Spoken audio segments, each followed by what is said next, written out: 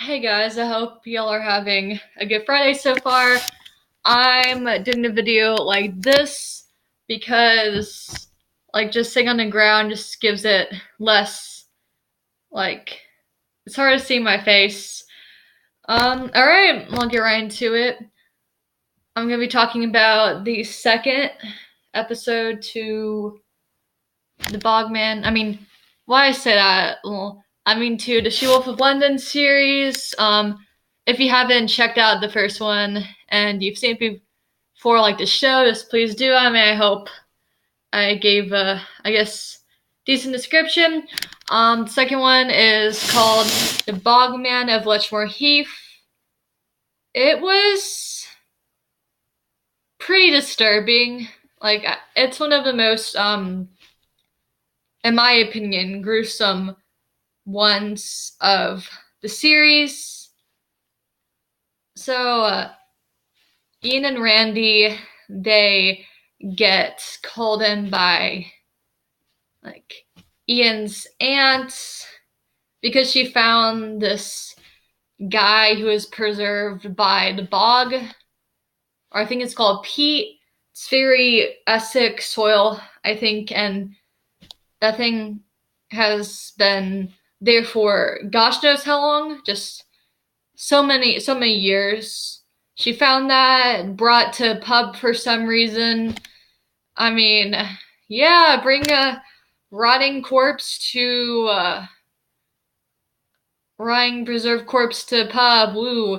Really, it's gonna really get the patrons all thirsty to have pints of beer. Then again, it's a small ass town, so any finding like that is going to be pretty just, a lot of people are gonna go bonkers over it. So they go there. Turns out that before they even get into town, Gertie, the aunt, is dead. So right off the bat, the whole family goes to a funeral. Ian and Randy stay a night to investigate the whole thing.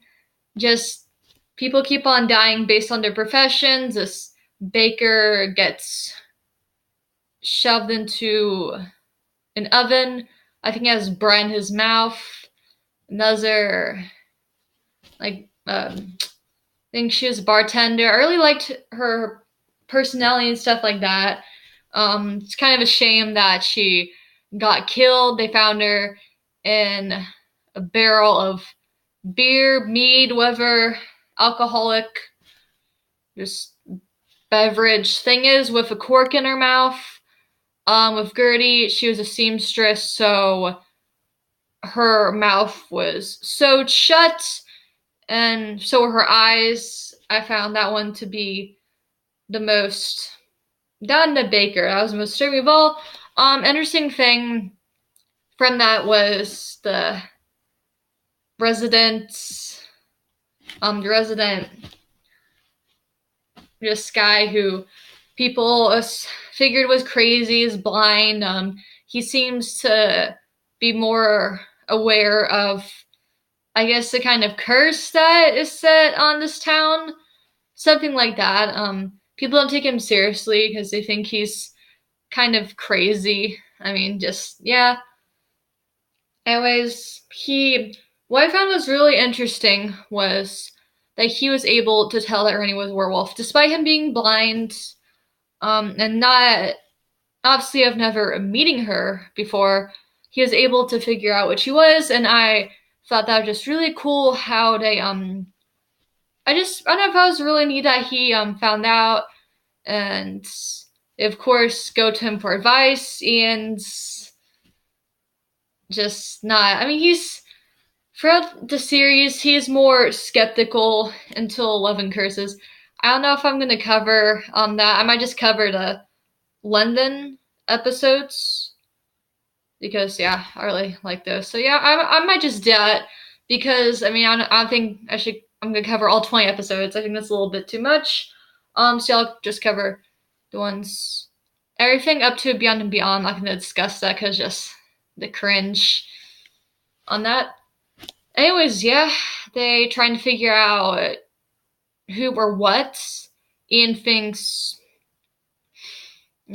local hunter guy who's kind of scary is one behind it. Randy thinks the Bogman, gone to Bogman's the one killing people. Like I said, Ian is a complete skeptic until Love and Curses, and Randy becomes a skeptic in Love and Curses, but just throughout the whole most of the thing, whenever they're in London, she is more she's more attuned to the supernatural in, obvious regards. She's also more inclined to believe just how it how things are not as they seem. They obviously find out who it was. I'm not gonna spoil it for you this time. And yeah, it was interesting. More didn't have that much action. Was kind of slow. It was more disturbing than anything. Just the deaths and just the irony of them dying based off like their jobs. I thought that was also I really appreciated that kind of twist to the plot line. And yeah, I think that's all I'm gonna be talking. Excuse me. I'm so tired, guys. If you can't already tell, yeah. Also, I'm home for the weekends in my home city, so that's why my room's less bland looking than my apartment. So yeah, I hope you guys have a good Easter weekend. Either, if you'll go to church on Sunday, or you just like or just spending time with family over the weekends. Just eating a lot of food. I know I'm gonna be eating a lot of food. I love food, man. Anyways, I'm off track, so I guess. And I hope you guys have a wonderful weekend. I said that before. Alright, I'm gonna go.